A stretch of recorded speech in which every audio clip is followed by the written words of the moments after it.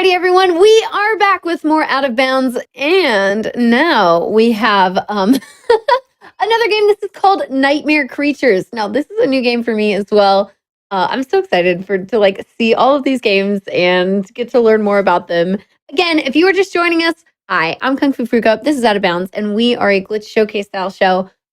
Today, we are featuring some indie horror games from the indie horror community, which is awesome. And now I have Kefka with me. Hi, Kefka. How's it going? Hello, I'm doing well. How about yourself? I'm good. I just got some tea, and I had a lot of fun watching Drucifer show us how to do things in Signalis, like door warps and item buffers. So, haha, look at me. I sound all educated. It's great.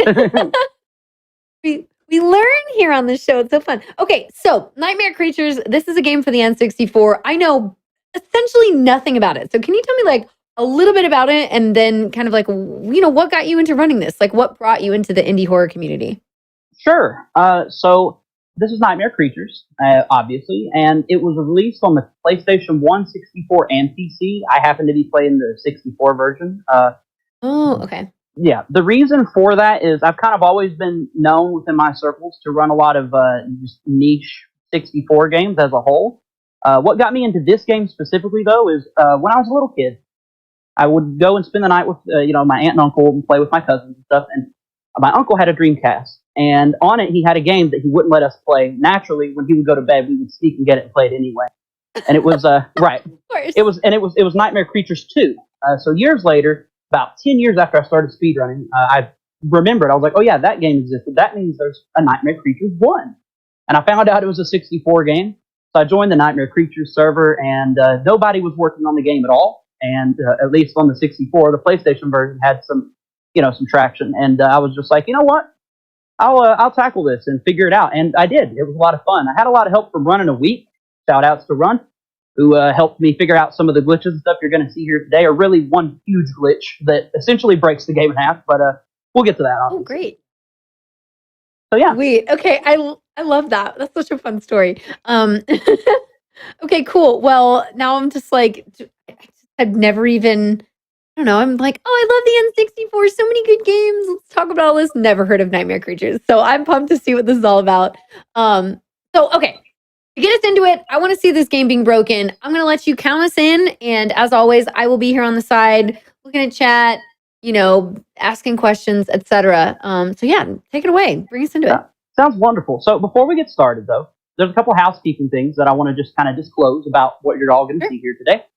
First of all, there is a thing in the game called adrenaline. And what it does is, once your adrenaline bar runs out and it just slowly depletes as soon as you're playing the game, you start to lose health. I have turned it off for this, just so that we can stop and explain some of the glitches and stuff and not be on a clock, so to speak. The second thing I want to disclose is I also have another mode on called Unlimited, which gives me unlimited lives and such. It'll allow me to just show off some things without too much of a worry. But for a legitimate leaderboard speedrun, these things would not be allowed. But I just wanted to disclose that they were on for the sake of demonstration. So, oh yeah, absolutely. I mean, in this show, we have people come on and they're using save states. They're using I've had some task stuff. It doesn't matter. We're fine. I just want to see the game being broken and learn about how it works or why it happens or kind of whatever the info you have to share. And then if you can use stuff in a run. Absolutely. So, yeah, totally cool. Okay, so we're going to go ahead and get started then. There are two characters, Nadia and Ignatius. We're going to be playing as Ignatius. Nadia's kind of tricky. I'll get to that a little bit more into why that is later, but let's go ahead and start it up in 3, 2, 1, go. All right, so the first level here is Chelsea, and just running around, you can see this game runs at a whopping 5 frames per second sometimes, because, early 3D, it's lovely.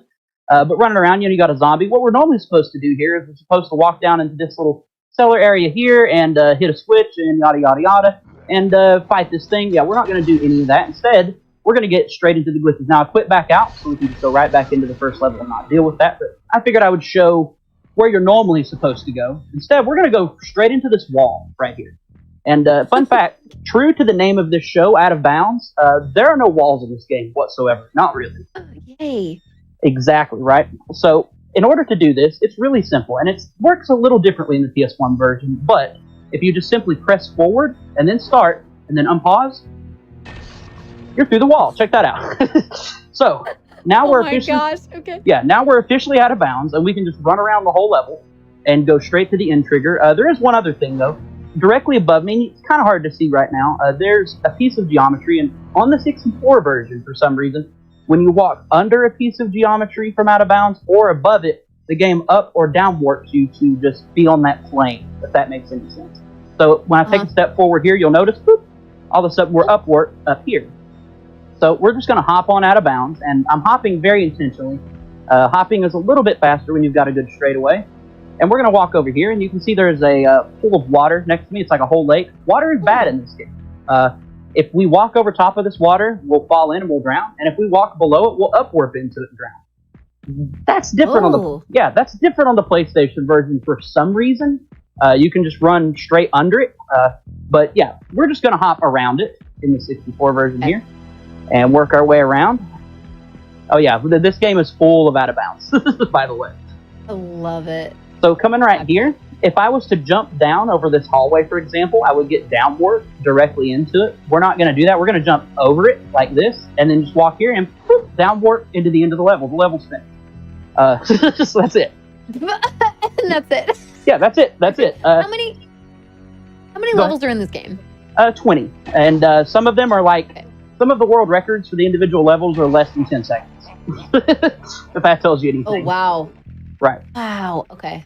So at the end of each level, there's a text crawl. You can hold A to make it go faster. The PlayStation version differs there a little in that there's like a cutscene. But yeah. So here's the second level, Spittlefield. We're going to jump up onto this box, and there's a very specific reason for that. And then we're going to do the tried and true method of just going through the wall. And we're going to head off in this direction into the void. And coming in this direction, you'll see this guy standing here. This is Crowley. Everybody say hi, Crowley.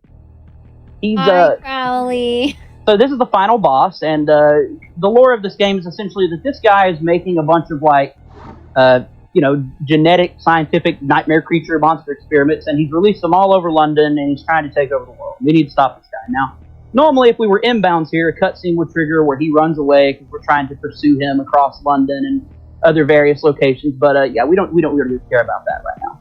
Instead, we're just going to walk over here where the end of the level is, and there's a window here, and the reason we warped out of bounds on top of the box is because it gave us height just enough to jump through this window and go, boop, and the level's just over. That's it. Yep. Wow, okay. Yeah. So those of you who played this and remember how difficult it is fighting all the enemies, I'm going to go ahead and spoil something. We're really not going to be fighting it much at all in this. So here's Tim's tunnel. Go ahead. As long as you find like a corner, you can just get out of bounds. It doesn't even necessarily have to be a corner, and you'll see that later. Corners work a little bit better.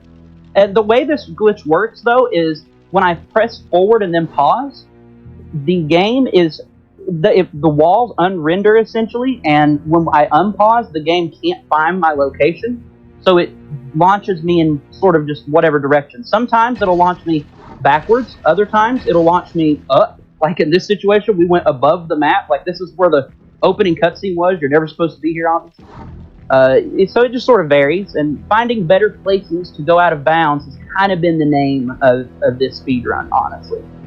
But anyway, Tim's Tunnel, pretty basic level as a whole. You just run straight to the end, out of bounds. And once we get there, we just fall back in from a down warp like so, and the level's over. So, perfect. Coming into the next level, and this is pretty interesting. It's our first boss. This is Sewer Snake. And what you normally have to do is you have to knock down all these pillars and hit Sewer Snake with each of them. And once that happens, you enter the second phase of the fight. And Sewer Snake will actually lower his head so you can hit him and defeat him properly. About 2 months ago, a runner discovered a way to do this fight much faster. And I need quiet just for a second. I have to count.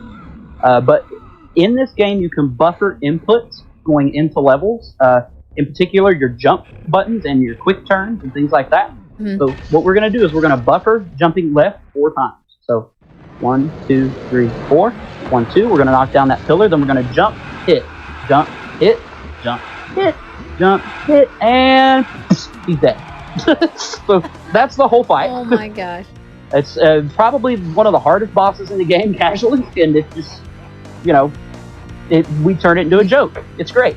You just destroyed it. The best part is it's just as easy on hard mode. So it's, cool. Wow. So here's India Docks, shortest level in the game, just about. We're going to come to this corner. Anyway, so you'll notice there that when I tried to do the glitch, it shot me to the left. Basically, my positioning was just slightly off, which can happen pretty easily, especially when you're trying to glitch into a flat wall instead of a corner. But some corners don't want to work quite as well as others either, and this is one of them. This is a pretty big early game reset point because of how sort of finicky it can be to get out of bounds here. But if you do get out of bounds quickly, you can beat this level in like 7 seconds. That should tell you that the end is, right past this. Gotcha. Okay, so that's why you want to get to this corner specifically, or just because it's the easiest to get out of bounds with? Actually, it's kind of one of the harder places to get out of bounds here, in my opinion. But it's also the quickest location if you get to click quickly. So let's just try to go through this wall instead. Yeah, cool, that worked. Yeah. So like I said, there's no walls really. So the end of the level is literally right here. And if you look here, there's like this opening in the wall. This guy's kind of aggroed in. That's got me a little worried. Oh well, he'll be all right. Anyway, when we walk right here, whoop, we just upwarp back into bounds. We just come around this corner, and level's over. Done. Yep, that's it. I just imagine this game is just a bunch of cardboard walls that have been put up. Like, if you've ever seen the movie like Blazing Saddles, when they make a whole fake town and like, walk behind the building and nothing's there. It's not like an actual building. That's what this is making me think of. Oh, it basically is that. So this is Highgate Cemetery, and this has actually got something really recent in it. There was a new route discovered in this level like 3 weeks ago, but used to we would run straight in this direction out of bounds and kind of take a bridge over and do like 4 clips to get back in. Yeah, we don't need to do any of that anymore because a new route got discovered actually by MildGothDaddy, who I think is in the chat. Shout out to MildGothDaddy, but clip through the wall there, and then we clip through this gate. This gate can be a little weird, but we got it there. Also, everybody say hi to Crowley again. He's over there waiting for us to trigger a cutscene that we're not going to trigger. And hi, Crowley. And we're just gonna jump into the door, and that's Highgate Cemetery. Bye, Crowley. Hey, bye, Crowley. So, coming into the next level, let's see what we got here. Okay, this is Hampstead Heath. We call it something much more profane in my chat because this is a pretty big run killer. But you want to get out of bounds quickly, and the clips in this level can be pretty odd. So that was really good. I got a second try. Then we're going to run in this direction here, and there's a couple different ways to do this level with varying results in terms of time loss and stuff. But what we're going to do here is, if you can look there, you can see that monster just standing there doing nothing. That monster is part of a cutscene, and we're never going to trigger the cutscene, so he's just frozen in time forever. Poor guy. But we're going to just run around him here, and you'll see this big tentacle monster over here. Check that guy out. He's pretty wild looking, isn't he? But we're just going to pull him off screen, and when monsters are off screen in this game, they don't exist. So, yeah. You'll be seeing that some. Anyway, we're going to come to this wall here, go straight through, run around and upward, and down into this plaza. And here's where this level can get tricky in terms of resets. When we glitch through this wall here, it upwarps us, and we need to go to this dock down here. You can probably just barely see Crowley standing down there on the edge of the dock. We need to go down to that dock, and if we land in the water, we'll drown. And the geometry here is a little tricky, but so we did mess it up there. And what happened is we just sort of, whoa, goodness, where has the game put me? I don't know where I am. This is interesting. So some of the, we're back. Okay. Okay, cool. great. And nice, we made it. All right, let's go. So that was fun. That's never happened before. Well, the end of the level. Wow, the end of the level is just the end of that dock. That's so funny. So, yes. do we watch any cutscenes in this game, in this run? No. Okay. Nope. Okay. Nope, not at all. So this is Queen Height Docks. As soon as we run forward, this big blue monster thing's going to jump out and try to hit us. So we're going to run slightly to the right instead, and he's just going to miss. And then you'd think he would come over here and attack us, but because he's off screen, he doesn't exist. So we can just do our clip, and it upwarps us. And we're going to run around this corner here. This is one of the longer levels in the game in terms of out of bound navigation. Now, you'll notice that sometimes I'm running, sometimes I'm jumping. The reason for that, jumping is faster, but you can't really turn very well when jumping. So I tend to save jumping for straightaways, you know. But you can see here, we're quite a bit out of bounds. There's just some stuff going on over there. Who cares? It doesn't matter. And then we're gonna come over here, and we're gonna stand in this corner, and we're gonna jump in and hope these guys don't get us. Okay, they didn't. And we're gonna run straight over to this boat, and that's the level. Amazing. Yeah. So, have you ever done glitchless for this? I have not. There are some people who run glitchless. Glitchless is more common to be done with the other character, and the reason for that is Nadia moves a lot faster, and her combat just feels a lot better. Sure. Okay. She's also extremely difficult to glitch out of bounds with because of hitbox slightly. But anyway, this is City. We spend the most amount of time inbound on this level when we run. You'll notice a monster there. We're just going to turn him off screen so, doesn't exist. And we're going to run straight down this street and over here into this wall. Now, this is one of the trickier out-of-bounds clips in the game, for sure. Okay, I got it second try. That was really good. Cool. I expected to be there, actually, for about, 10 or 15 seconds, for sure. And then the end of the level is just here. It's behind this gate. Done.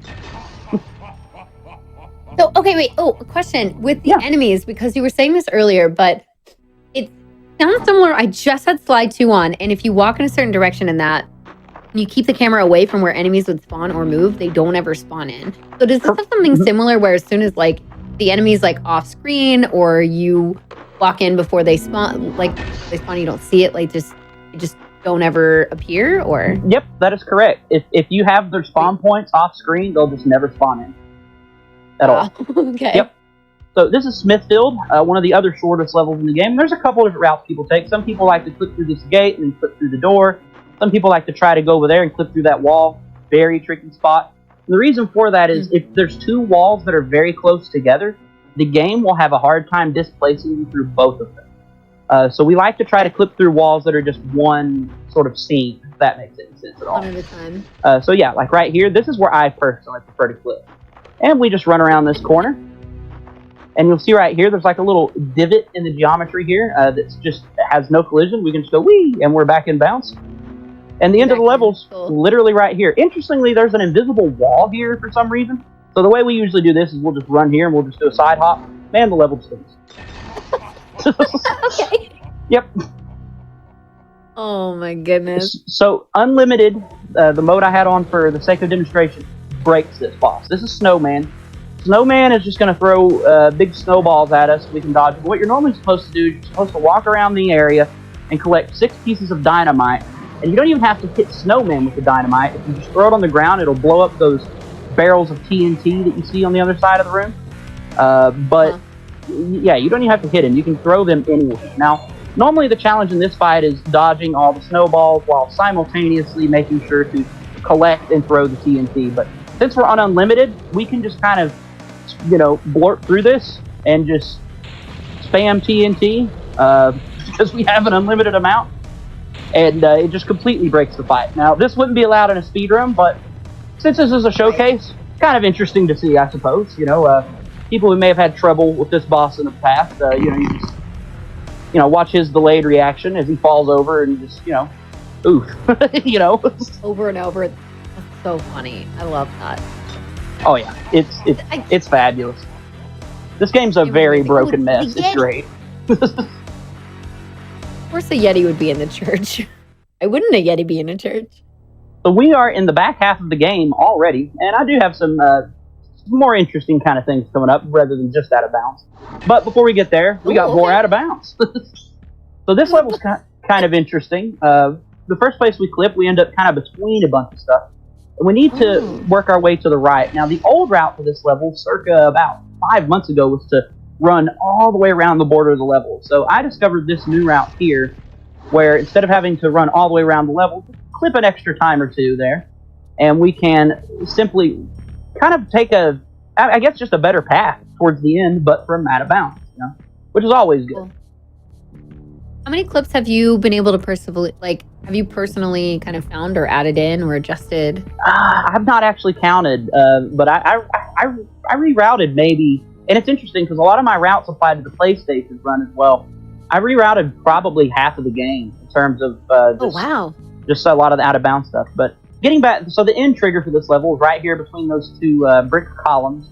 And in order to get back inbounds, we could just clip, but we don't have to. If you look here, there's kind of this like archway thing in front of me. It's kind of hard to tell that's an archway. Once I get in, I'll show you. But you can just jump, and it just pushes you right back in bounds. And yeah, you can look and see it's kind of curved. And anytime there's a curved piece of geometry like that, if you can approach it from the top, the game will just downwarp you straight back in. So. Oh, and there's the end. Okay, great. Oh, yeah, and there's the end. Just right there. So funny. So is that text, does it always go that fast, or are you like speeding through it? You can hold A to speed it up. There are things that slow it down, and that will come into play later. And as I mentioned earlier, it doesn't exist in the PlayStation version at all. There's just cutscenes instead. The PlayStation version actually could have cutscenes. This version just gives you a little piece of text that tells what the cutscene does. Oh gosh, okay. Such and such happened, and such and such. It's kind of terrible, but I mean, 64. Yeah. So this is one of the more irritating out-of-bounds levels. There's actually a faster route you can do that I've been experimenting with a little here, but it's really tricky, and you have to clip like 3 extra times. And, the more of those there are, the more risk you have. But we're going to run over here first before going to the end of the level, because we need to say hi to Crowley again. Everybody say hi to Crowley. There he is. Hi, Crowley. He's waiting for a good old cutscene trigger that's never going to happen, just frozen in time. But this level is, much like the others. We just come into this back area. There's an invisible wall here. Once we manage to clip through it, the level just simply ends. And this can be one of the trickier places to clip back in. This gate, it's a gate that we're trying to get through. Once the screen turns there, you can see it a little better. It's pretty tricky, actually, that one is. It just doesn't want to work sometimes. I don't really know why. It's almost like you're not supposed to do that. Not intended. Yeah, that's definitely intended. So, this is Marlebon. Oh, I'm sorry, my bad. This is Marlebon, one of the other shortest levels in the game, and we start off immediately by turning around and jumping across this water. And we're going to open this box here. Now, I don't technically need to do this because we're on unlimited, but this is in the route. And we're going to grab this item here. It looks like a saw blade, and what that's called is a berserker. Now, the enemies in this game, and you're not really going to see much of this, unfortunately, but the enemies in this game, when you fight them, they can be kind of chopped into pieces, and there's blood and gore and such. And the enemies that are like that have a status within the game's code called cuttable. And when you use a berserker saw, it makes any enemy that has that status be cuttable in one attack. That's very useful later for a couple things we gotta fight. So we grab that there. Anyway, here in Marlebon, once we grab the saw, we just turn straight around and we just go through this wall. And we just charge forward. And, like I said, this game is a big out-of-bounds mess. Great. And the end is right here. You're normally supposed to get here a different way, but we're just going to run back into bounds and just walk over here and level 10. So oh, wow, that doesn't even have a wall to go through. You just literally can walk. Yeah, you just run right back in. So this is Bloomsbury, the last truly, really short level. If for beginners of this run, if you're on the 64 version, there is a safety health here too if you want to grab it. I did on my first few runs. But this level, super short. We just clip out of bounds right there. We charge forward until we see this area here. You can look, there's a ton of fire. There's a big red dog thing running around. I think they're called hellhounds. We don't... Normally you have to fight your way through all this stuff to get to this staircase right over here. Obviously, we're not going to do that. But one thing... Crowley. Yeah, there's Crowley as well. So one thing I wanted to mention, though, is if you notice when I'm looking at all this fire on all these sort of particle effects flying around, it really slows the game down. So when we go back into bounds here, as soon as we turn this corner, the level's going to end. But if we're facing the fire, it all gets on screen and it makes the text crawl go super slow. So a little time save I've found is to just side hop into the trigger, which keeps all the flame off screen, and the text crawl has its regular speed. Saves nice. Okay. Yeah, it saves like 6 seconds, but it seems worth mentioning. Yeah, absolutely. Yeah, that's definitely a worthwhile time save. So it's that easy to do. Yeah, exactly. So this is Pimlico. This is the level where we spend the longest amount of time out of bounds. But it starts off with us, of course, flipping out of bounds right here at this corner. And sometimes this level can be a little tricky, but we got it pretty quick there.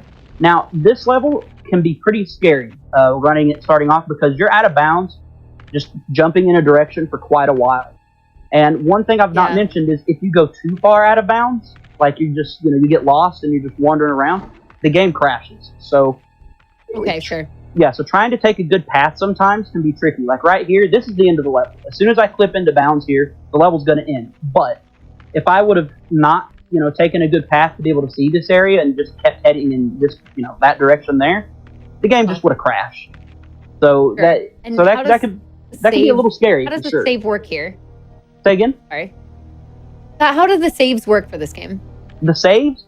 If you have a controller pack, you can save your game, but the game also has password codes that allow you to just unlock every level, which makes it really easy to practice and run, actually. Like, super easy. Cool. Okay, I'm sorry. So go on. So now we're getting ready to get to the objectively the best boss in the game, Jose Manuel. Okay. So Jose is pretty wild. There's been a variety of interesting... So he immediately hit me with a knife. There's nothing I could have done about that. It's just bad RNG. And I'm going to stand here for just a moment to explain how this fight normally works. So if you look directly in front of me, there's a switch on the wall. And when I hit the switch, it's going to raise a gate on the other side, like so. And then I have to go over there and hit that switch. And you have to do this cycle like 5 times or so, hitting both switches. If you look at Jose, the boss itself, there's like these two kind of gray walls. And what happens is our spikes slowly close in around Jose until they just completely emulsify him, pretty much. Now, okay. I'm quitting back out, and I'm going to go back into the boss. And the reason for that is because I have a very particular setup I do that allows us to skip all of that, naturally. The reason we picked up... Yes, of course. The reason we picked up the Berserker Saw earlier is for this boss specifically. Now, there's a couple different setups you can do, that some riskier than others. I've found one that's really consistent, where I run up here and I just fall into this fire on purpose, and I get to continue. And the reason I do this is it gives me a very set position on the ground here, and I can turn and kind of create a normalized position to do this. Anyway, once I use the saw, where you just... Oh no, Crowley got me. Or not Crowley, Jose, sorry. I'm just going to, die again on purpose to get my position. Okay. Jump and attack, like so, and he's just dead. Just once. Because Jose gets emulsified by the spikes, he has the cuttable status activated. So if you just hit him once with the Berserker Saw, you just win. You can look, he's just a pair of legs now. Oh my god. Weird. Yeah, it just vanishes. So we're really close to the end of the game. There's literally 2 levels in the final boss left, actually. But this is This is Westminster. Westminster, like most levels, are some out of bounds shenanigans. But there are a couple other little things we got to do while we're here for the route. Thing number 1, we're going to say hi to Crowley one last time. There he is. Hi, Crowley. Crowley. But and if we're too far to the right in this doorway, it'll trigger a cutscene. So you want to kind of clip in on the left side here. Come into this corner and clip out of bounds. You'll notice there we got launched backwards twice. Kind of had the wrong angle. There we go. Then we're going to run over here and we're going to get upward into bounds on this staircase. We got to hit this bookshelf to open it. And the reason we have to hit the bookshelf is because we're going back in. And once you do that, it unlocks this item here, which is a strength upgrade. You'll notice my health bar turned blue. It gave us double health. We have a lot more strength now. We don't really care about the health, but the strength upgrade is very useful for the final boss. Currently, that's picked up in every route. In theory, you don't have to do it, but it's such a quick grab, and it just speeds up the end so much, Anyway, we go right back out of bounds. As soon as we grab it, we're back into the void. And we're already at the end of the level. Right here, just boop, we're back into bounds. And much like the other level with the fire particle effect, if you go forward here, there'll be some particle effects on screen, so I tend to just side hop into it so the text crawl has a regular speed instead of slow and laggy. Nice. And then we're into the final actual level of the game, which is Westminster 2. Now, this level is kind of a letdown, honestly. I don't know what it's like casually. I've only ever ran the glitch version of this run. But once we get out of bounds, we're just going to walk over here and upwarp into this hallway. We're going to come around the corner, and we're just going to run along the edge of it. You'll notice here there's a little bat guy trying to get to us. But he can't, because he doesn't know how to pause the game. Right. And we come around the corner, and this level's super short. So much so, look at this. This is the end, right here. That's it. 30 seconds. Oh my gosh. Wait, is that the end of the game? No, there's a final boss. there is a final boss, but I'm going to show off 2 things that are here, actually. Well, Sweet. technically 1 thing, but one of them is just fighting the boss. So, the first thing I want to show off is... Ooh, I just realized something. You know what? It's okay. Normally there's some quick kills you can do on these little guys. I sort of did my progression of things out of order here a little bit. I wanted to show off...